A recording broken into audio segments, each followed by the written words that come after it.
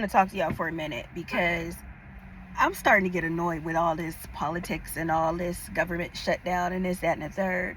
I even have my daughter that's way in college calling me like, yeah, I'm not nervous, but, or I'm not scared, but they're talking about everything. I said, listen, let me tell y'all something.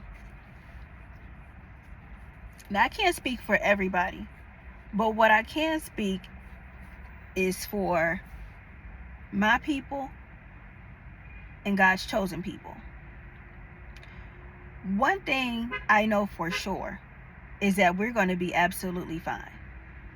That's first things first. We're going to be absolutely fine. We're not going to starve. If you don't get your stamps, you're going to be fine. You're not going to starve. Now, whether or not the government stays shut down doesn't matter, because what we should be taking from this is the fact that we need to start relying on ourselves and each other instead of the government. And when I say that, I mean that when we have these resources that are supposed to be meant for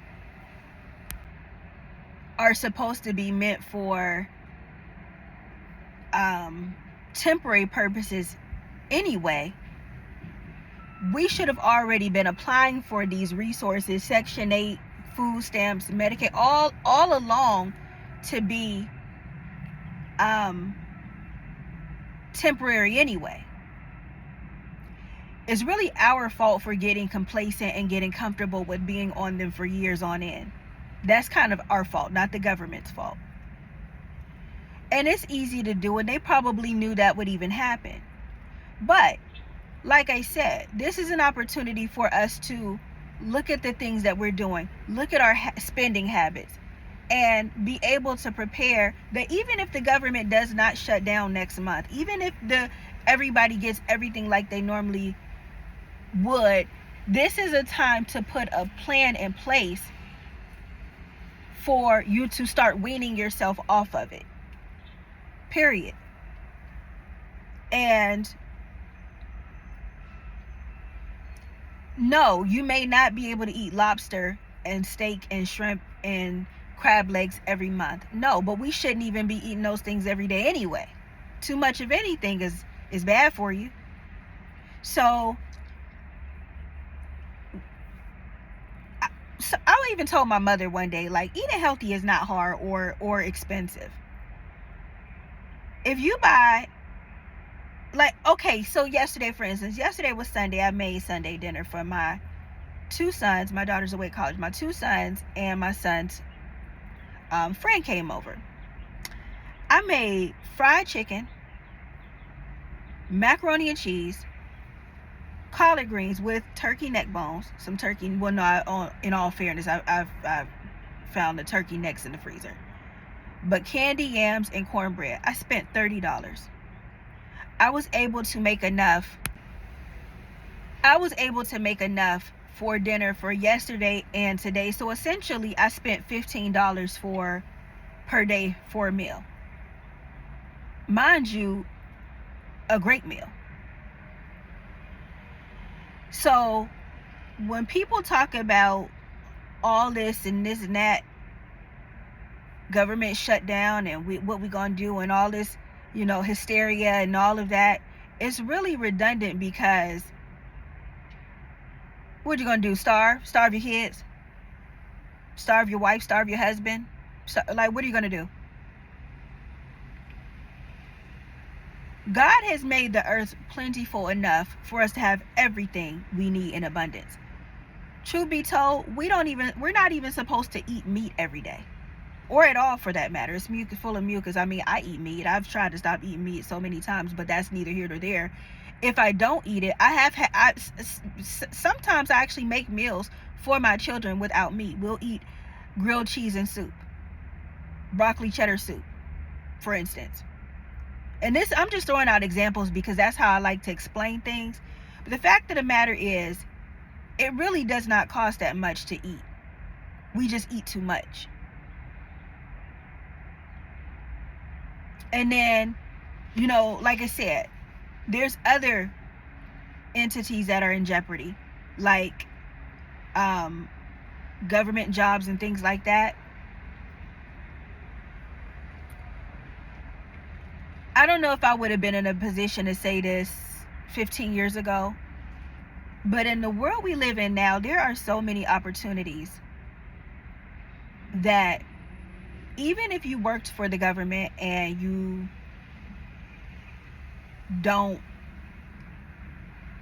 you're not getting paid. There's so many gig work apps out here that there's no way that you cannot make a living. And this is one thing the government knows, I believe. Sometimes when you talk about like these grocery store apps, ride share apps, all of these, I feel like, I don't know sometimes if the government is even backing those companies so that there's nobody that can have an excuse as to why they can't work. I'm starting to believe that they're in cahoots with them, because literally, I have not punched a time clock since July 6th of 2023. And I live better than I ever have. So, I have this conversation with people all the time. And, of course, I'm the bad guy. Or it's people like you who, of why we're in this situation, or this, that, and the third.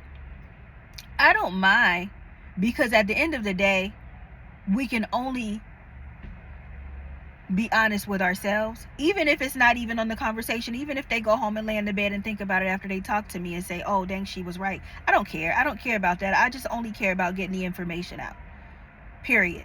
And I've been thinking about this for a really, really long time, so I'm glad I'm able to share this with you guys. There's more than one way to skin a cat. I know that's a cliche, but it's the honest to God truth. Especially when you're chosen, there's been so many things in these past 3 years that have happened to me, that miraculous things that I know I could not have done. But when you live right and you do right, God will make sure you'll never feel a shutdown a day in your life. You won't even have the same problems that everybody else has. And then part of that is having faith in God. Like literally, like the way you walk out your door and you take a footstep out your door every morning, and you know you're not going to fall into some hole because the ground's going to catch you. That type of faith. The way you swipe your card when you just got paid and you know the money is there because you just got the notification that your paycheck hit, and you go and buy something and you already know the money's in there. That type of faith. You swipe your card with confidence. That type of faith. That's the kind of faith that God wants us to have in Him, because all of those things can be taken away. God will always be there. So that's another question that I have for people who are so nervous and all this, that, and the third. Anyway, how strong is your faith in God? I'm not judging your faith. I'm asking, how strong is your faith in God for you to think that you're going to be homeless, you're going to be destitute, you're going to be this and you're going to be that, just because of a government shutdown?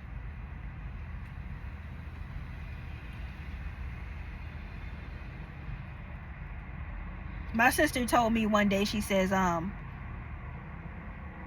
well, I got to cut, she's my sister-in-law, was my ex-husband. She says, I had a cousin who was, looking for a job for 6 months.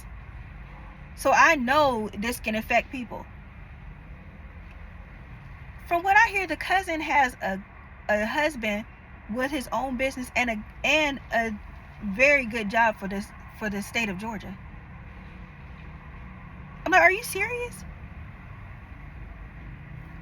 They weren't going to be broke and we tend to do that. We tend to put other people's problems on us that have nothing to do with us. I like to help the people that I can. So like immediately. So like if I'm out and I see a homeless man and I have a couple dollars in my fanny pack, I'll give that to him, because now this man can buy something to eat today, or whatever the case. God knows my intent.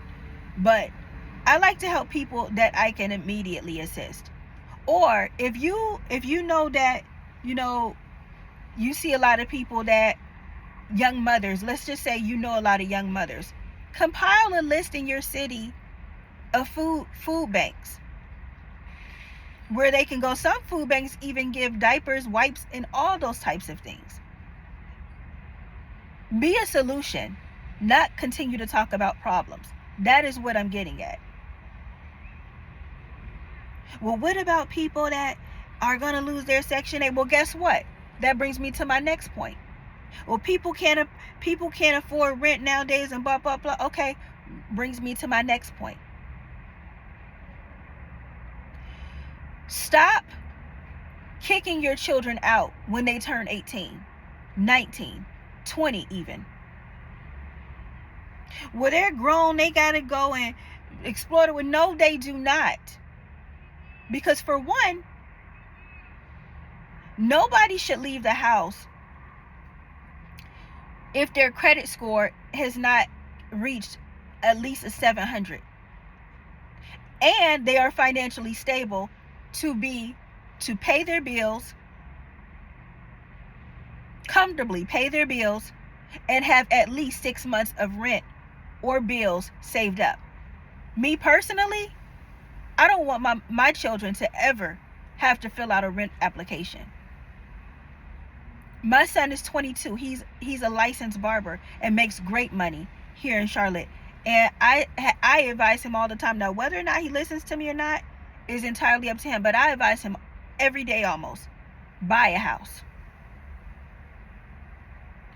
We can say, oh, well, even if you buy a house, it's still, you still don't own it, or whatever the case may be. Some people say that, and that is true. You do still have to pay taxes, but it's a lot more flexibility. First of all, 1 month of mortgage not being paid, they can't put you out. Secondly, there's nobody coming in your house every couple months to a year to see what you're doing and see if it's up to par. Thirdly, mortgage is most of the time going to be cheaper than rent anyway. Fourth, you have the option of renting out that house for an extra income so that you can pay for your next house while paying for that house, or pay it off. The options are limited. Not limited. My apologies. Limitless.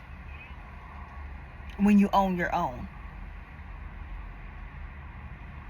Even with the quote unquote drawbacks that the government tries to put on it, or stipulations.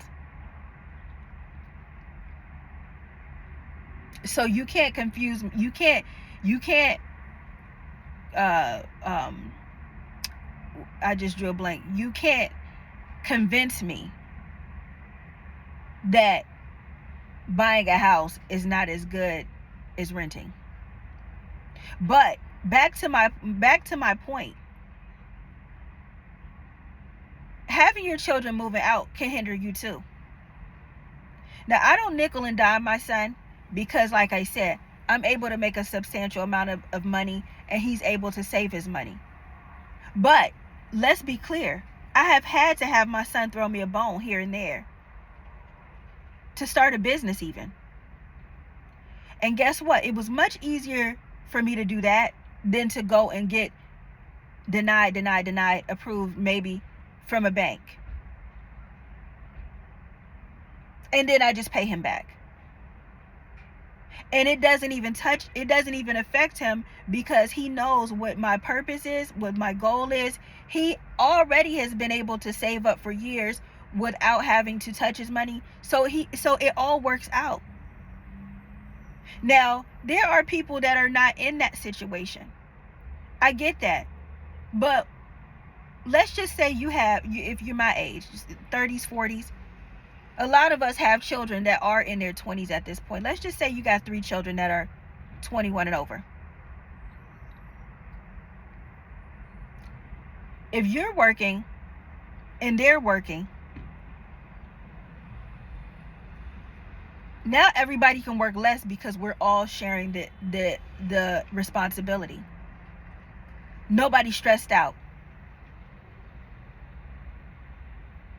Somebody can go, and a couple of us can go and start a career, start a business, because we're actually padding each other.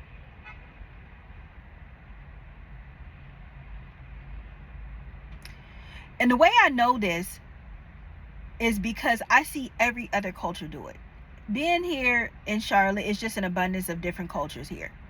I see Africans, I see Middle Eastern people, I see Asian people here, and they're all already doing it. Especially with me doing gig work the way that I do, it's nothing for me to pull up to a house and there's like 6 cars outside. House might be huge. Even in my neighborhood, I have like over 3,000 square feet on my house. And so are the houses across the street and next door and that. 2 of the homes for sure have about 4 or 5 cars. And I can see, just because they're my neighbors, I can see them leaving out and coming back in. So some people get it. Some people understand. So that when there is a government shutdown, there's a lot of people who it doesn't even affect. Or they're able to finagle a workaround. Because they're not trying, because there's not one person that's doing everything by themselves. Even with that, when you have family members, let's just say you got a brother or a sister that can move in with you, then you got kids. When everybody moves out, when everybody's on their own, there's 5 different gas bills, 5 different electric bills, 5 different water bills, 5 different rents.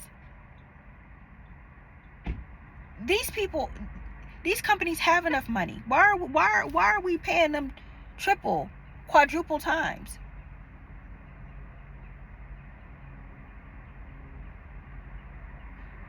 Now, everybody does have to be comfortable in the situation, and we have to a safe space has to be created for everyone. And we'll talk about that on another video. But the main things that I want you guys to take away from is that one way or another, we're going to be fine, whether the government continues to be shut down or whether it's not.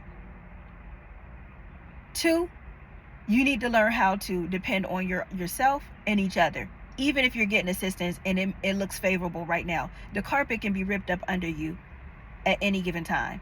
And then 3, you might need to strengthen your faith in God if you are worried or if you are nervous. And that's not saying that, because I haven't always been there, but certain life situations brought me to this point, so that's how I know it's real. That's how I know God is real. That's how I know God provides. And we'll talk about some of my experiences on another video as well. All right, talk to y'all later.